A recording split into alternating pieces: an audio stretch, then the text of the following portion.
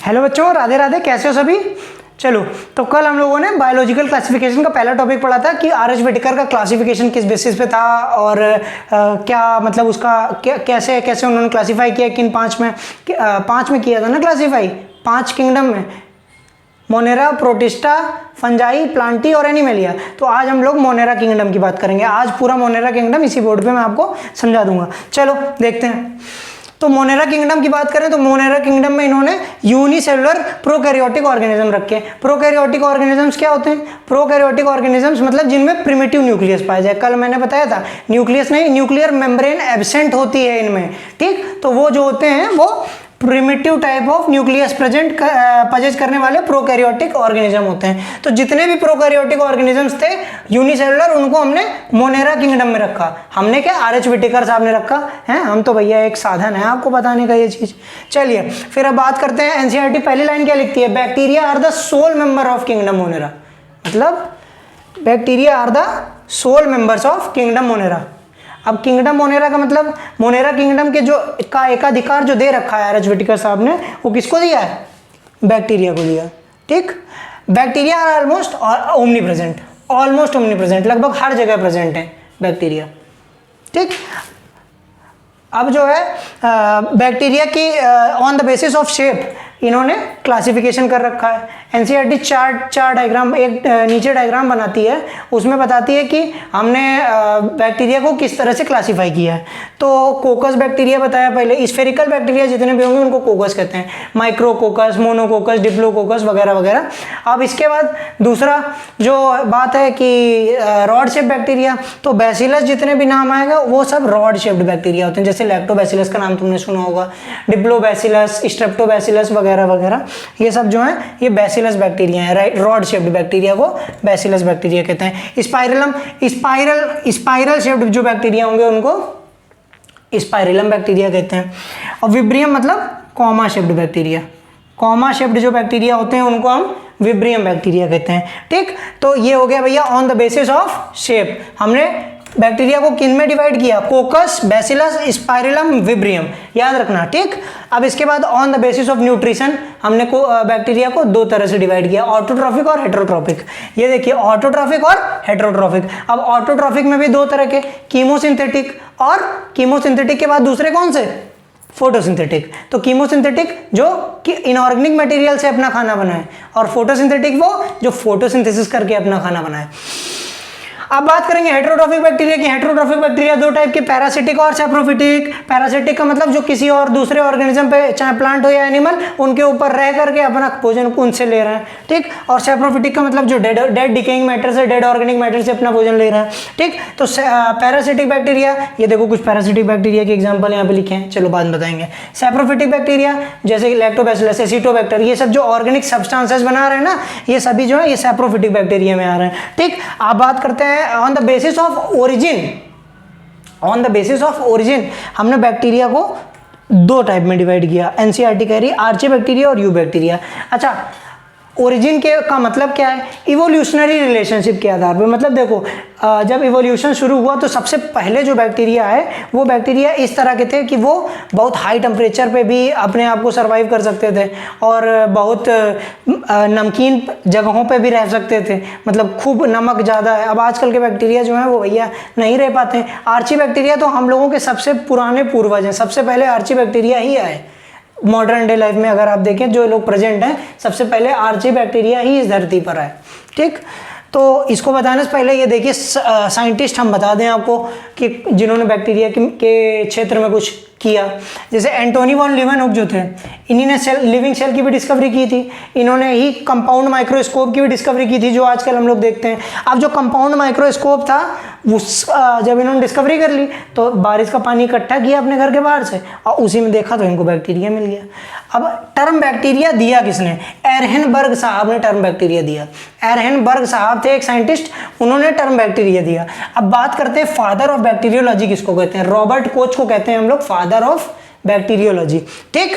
अब बात कर लेते हैं आकर के यहाँ पर आर्ची बैक्टीरिया और यू बैक्टीरिया की। आर्ची बैक्टीरिया सबसे प्रिमिटिव टाइप ऑफ बैक्टीरिया, सबसे पुराने बैक्टीरिया हैं। इनको 3 क्लास में एनसीईआरटी डिवाइड करती है। कौन कौन से? हेलोफिल्स, थर्मोएसिडोफिल्स और मेथेनोजेंस। हेलोफिल्स, थर्मोएसिडोफिल्स और मेथेनोजेंस। हेलोफिल्स क्या होते हैं? हेलोफिल्स वो होते हैं जो भैया साल्टी एरिया में पाए जाएं, नमकीन इलाकों में पाए जाएं, उनको हम क्या कहते हैं? हेलोफिल्स कहते हैं।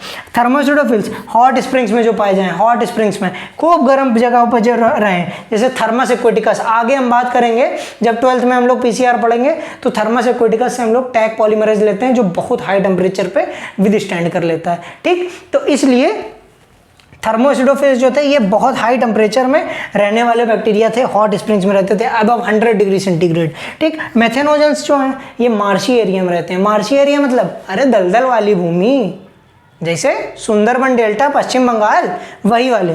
तो ये भैया कहाँ रहते थे? ये मार्शी एरिया में रहते थे।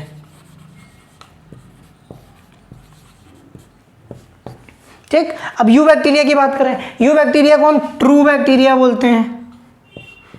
ट्रू बैक्टीरिया, यू का मतलब ट्रू, बैक्टीरिया का मतलब बैक्टीरिया। तो यू बैक्टीरिया क्या हो? ट्रू बैक्टीरिया हुए। अच्छा, आर्ची बैक्टीरिया और यू बैक्टीरिया में डिफरेंस किस में आता है? आर्ची बैक्टीरिया की सेल वॉल किसी डिफरेंट मटेरियल से बनी होती है, यू बैक्टीरिया की सेल वॉल किसी डिफरेंट मटेरियल से बनी होती है। यू बैक्टीरिया की सेल वॉल किससे बनी होती है? कल बात की थी हम लोगों ने, म्यूकोपेप्टाइड या पेप्टिडोग्लाइकेन, कल बात की थी कल के लेक्चर में।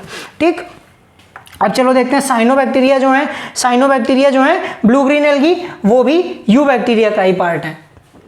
अब ये जो साइनोबैक्टीरिया है ये या तो यूनिसेलुलर होंगे या यूनिसेलुलर होते तो सभी यूनिसेलुलर ही हैं, लेकिन वही जुड़ जुड़ के एक कॉलोनी बना लेते हैं, वही जुड़ जुड़ के फिलामेंट बना लेते हैं। तो इस तरह से ही साइनोबैक्टीरिया हो सकते हैं। ये साइनोबैक्टीरिया जो है ये फोटोसिंथेटिक टाइप ऑफ बैक्टीरिया हैं। इनमें एक सेल पाई जाती है हेटेरोसिस्ट सेल पाई जाती है, वही से फोटोसिंथेसिस करते हैं लोग। ठीक, तो ये हो गया भैया आपका साइनोबैक्टीरिया तक का कंप्लीट। अब साइनोबैक्टीरिया के एग्जांपल तुमको दे दें, नोस्टॉक,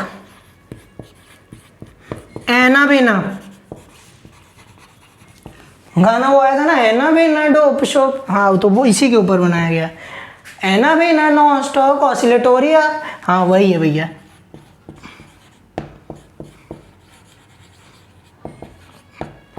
एनाबेना, नोस्टॉक, ऑसिलेटोरिया और भी हैं, स्पाइरुलिना वगैरह। ठीक, लेकिन ये सब जो हैं ये साइनोबैक्टीरिया हैं। अब इसके आगे देखेंगे हेटेरोट्रॉफिक बैक्टीरिया की बात करेंगे। हेटेरोट्रॉफिक बैक्टीरिया क्या हुए? जो खुद से अपना भोजन नहीं बना पा रहे हैं। ठीक, ये दो तरह के होगा, डिकम्पोजर और पैरासिटिक। डिकम्पोजर्स और पैरासिटिक। पैरासिटिक का एग्जाम्पल ये 4 लिख रखे हैं हमने यहाँ पैरासिटिक के एग्जाम्पल। विब्रियो कॉलेरी जो कोलेरा कॉज करता है, साल्मोनेला टाइफीमोरियम टाइफॉइड कॉज करता है, क्लोस्ट्रीडियम टिटेनाई टिटेनस कॉज करता है। प्लांट में ज़ैंथोमोनास सिट्री सिट्रस कैंकर कॉज करता है। इसके अलावा भी और बैक्टीरिया हैं, एंथ्रेक्स वगैरह कॉज करने वाले, सब कॉज करते हैं भैया बैक्टीरिया। कई से बैक्टीरिया हैं, आप खोज नहीं पाएंगे इतने बैक्टीरिया हैं।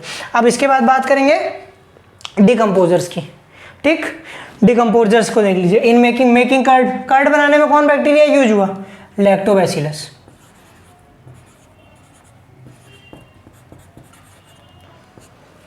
अच्छा हाँ, हमने कीमोसिंथेटिक बैक्टीरिया के एग्जाम्पल नहीं लिखे ना तुम लोगों के सामने। हाँ लो, कीमोसिंथेटिक बैक्टीरिया के एग्जाम्पल लिख लो।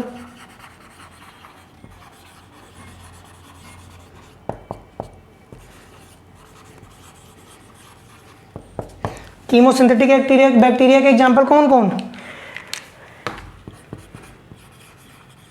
नाइट्रोसोमोनास, नाइट्रोकोकस, नाइट्रोबैक्टर, ऐसे और भी है, Nitrobacter, Nitrosomonas, Nitrococcus, Pseudomonas, Thiobacillus, ये सब जो है ये कीमोसिंथेटिक बैक्टीरिया है। कीमोसिंथेटिक बैक्टीरिया का मतलब इनऑर्गेनिक मैटर से अपना फूड बना लेते हैं। चलो अब बात करेंगे एंटीबायोटिक्स किन किन से मिलती है। एंटीबायोटिक्स का एक एग्जांपल स्ट्रेप्टोमाइसिन जो है स्ट्रेप्टोमाइसीज से मिलती है।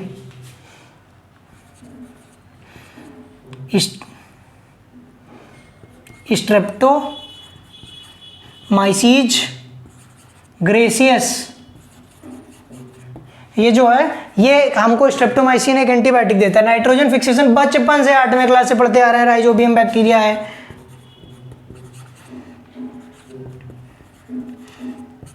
पैथोजेंस का काम करते हैं। पैथोजेंस के देखिए हमने 4 एग्जांपल आपको बताई दिए। बैक्टीरिया जो है रिप्रोड्यूस किससे करते हैं? फिशन से करते हैं। मोस्टली एसेक्सुअल रिप्रोडक्शन फिशन से होता है, लेकिन 3 और तरीके हैं इनके रिप्रोड्यूस करने के।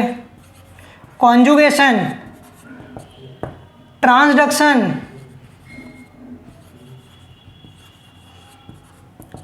ट्रांसफॉर्मेशन।